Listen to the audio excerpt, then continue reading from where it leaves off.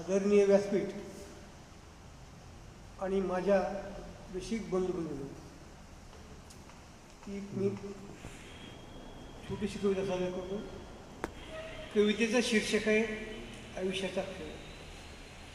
आयुष्याचा खेळ खेळताना रात्री कोऱ्याच गेल्या. आयुष्याचा खेळ खेळताना रात्री कोऱ्याच गेल्या. लागते मनाला हुरहुर पापल्या साऱ्या सोल्या.